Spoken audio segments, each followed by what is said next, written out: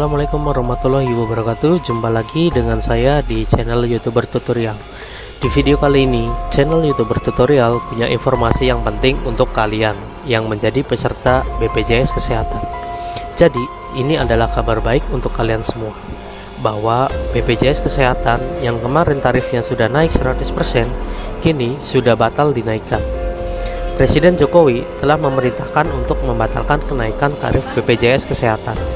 Nah, jadi kita akan membahas soal tarif yang kemarin sudah naik di awal Januari. Nah, jadi ini adalah tarif iuran BPJS Kesehatan di awal Januari 2020.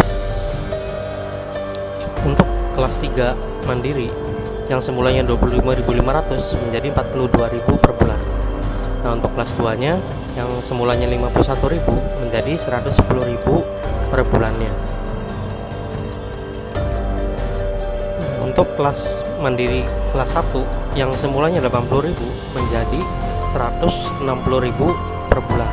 Itu adalah tarif di awal Januari 2020. Nah, sekarang setelah batal naik, berarti kembali menjadi tarif awal ya. Yang tadinya kelas 3 42.000 menjadi Rp25.000. Nah, untuk yang kelas 2-nya yang semulanya 110.000 menjadi 51.000. Dan untuk kelas 1 yang semulanya 160 menjadi Rp80.000. Yang mungkin kita harus lihat lagi implikasinya kepada BPJS gitu ya.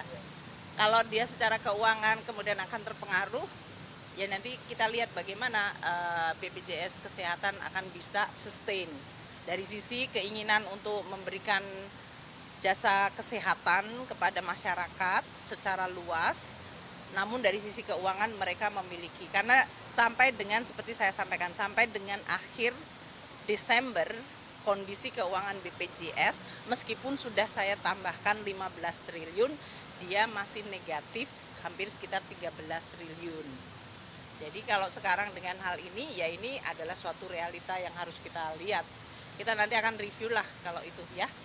Kelas 3 ini memang betul-betul untuk masyarakat dan rakyat bawah yang sebelumnya diusulkan untuk dinaikkan dalam Perpres 19 tersebut menjadi 30.000 dari 25.500. Presiden memutuskan untuk dikembalikan, artinya tetap diberlakukan untuk masyarakat, untuk rakyat itu 25.500. Yang kedua, kalau dulu kelas 3 masuk di kelas 3 ketika dia sakit, perawatannya di kelas 1 misalnya. Dulu tidak bisa.